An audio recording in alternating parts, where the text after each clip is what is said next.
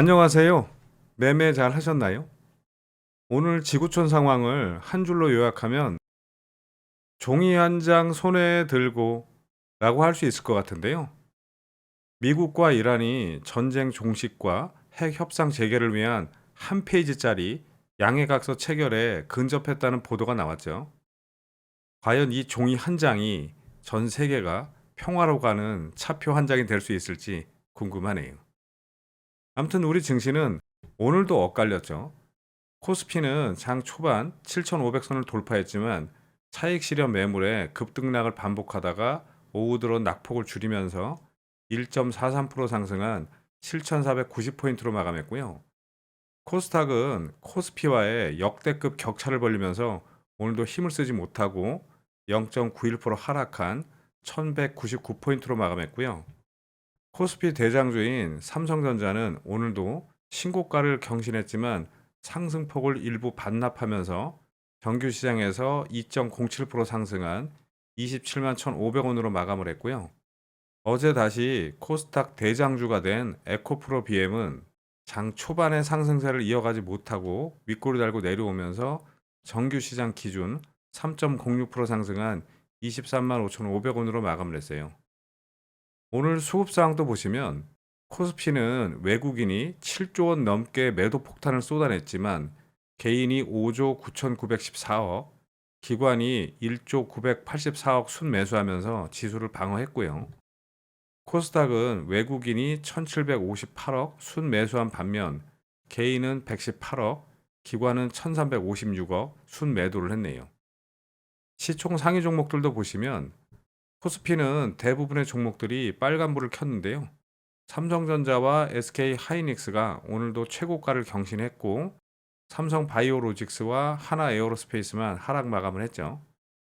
반대로 코스닥은 대부분의 종목들이 파란불을 켰는데요. 에코프로 BM과 코오롱 티슈진, 리가케 바이오 세 종목만 상승 마감했고 나머지 종목들은 다 하락 마감했어요.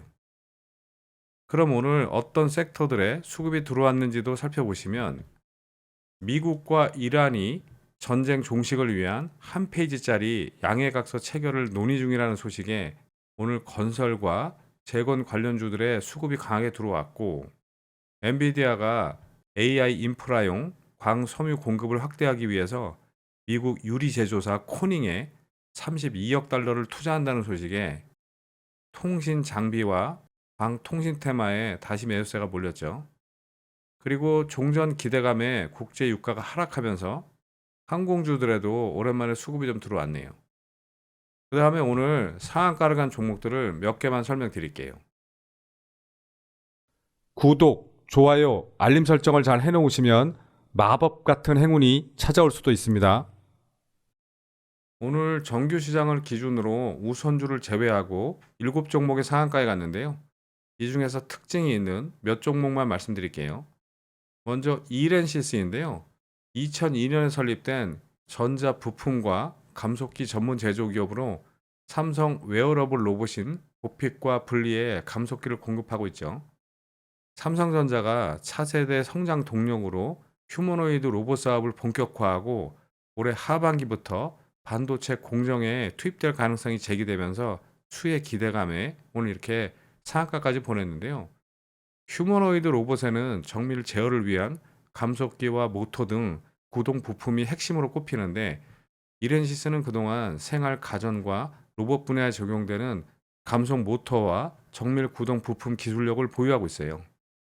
일봉은 지난해 12월부터 올해 1월까지 등락을 거듭하면서 시세를 좀 주고 이후에는 이렇게 거래량 없이 흘러내리다가 최근에 거래량 없이 등락을 보이다가 오늘 좋은 소식으로 불을 뿜으면서 고개를 들었죠. 거래대금은 1,550억 넘게 나왔고 분봉을 보시면 오전 내내 거래량 없이 조용히 있다가 오후 1시 21분부터 갑자기 쭉 들어 올려서 상한가에 말아 올렸는데 중간에 풀렸다가 다시 장 막판에 끌어올렸죠. 앞으로 어떻게 움직일지 또 매수할 자리를 주는지 지켜보시기 바라고요. 그런데 지금 이 종목이 시간의 거래에서 상이 풀렸네요. 그럼 이제 내일 아주 재미있게 움직일 가능성이 높다고 봐야겠죠. 내일 즐기실 분들은 지켜보시기 바라고요. 그 다음은 비셈전자인데요. 1998년 삼성 SDI 공식 홈페이지 LED 사업부에서 분사해서 설립된 기업이고요. 2014년 동양텔레콤을 인수하면서 케이블 TV 전송 장비와 광 네트워크 장비 사업을 강화했는데요. 엔비디아가 AI 인프라용 광 섬유 공급을 확대하기 위해서 175년 역사를 가진 미국 유리 제조사 코닝에 32억 달러를 투자한다는 소식에 광통신 테마의 수급이 몰리면서 오늘 이렇게 상한가까지 보냈는데요. 일봉은 지난달에도 광통신 이슈로 이렇게 상한가를 무려 4번이나 보내는 광기를 보여주면서 시세를 크게 준 이후 거래량이 줄면서 이렇게 21선까지 내려왔었는데요. 오늘 좋은 소식으로 불을 뿜으면서 나 살아있네를 외쳤죠. 거래대금은 1410억 넘게 나왔고 분봉을 보시면 아침에 거의 보합에서 시작해서 갑자기 5일선을 타고 그대로 들어올려서 상한가에 들어갔는데 풀렸다가 금방 잠그더니 다시 풀렸다 말았다 풀렸다 말았다를 반복하다가 장 막판에 다시 잠궜죠. 지난달의 광기를 또 보여주려고 시동을 거는 건지 아니면 일일 천하로 끝나는 건지 매수할 자리를 주는지 지켜보시기 바라고요. 그 다음은 히림인데요. 건축 설계와 도시 계획, 감리 사업을 하는 종합 건축 서비스 기업이고요. 미국과 이란이 전쟁 종식을 위한 양해각서 체결을 논의한다는 소식에 오늘 이렇게 상한가까지 보냈는데요. 히림은 과거에 이라크, 카타르, 아랍에미레이트 등에서 프로젝트를 수행한 이력이 있어요. 일봉은 지난달에도 같은 이슈로 상한가를 보내고 이렇게 시세를 크게 준 이후에 21선까지 조정을 줬었는데요.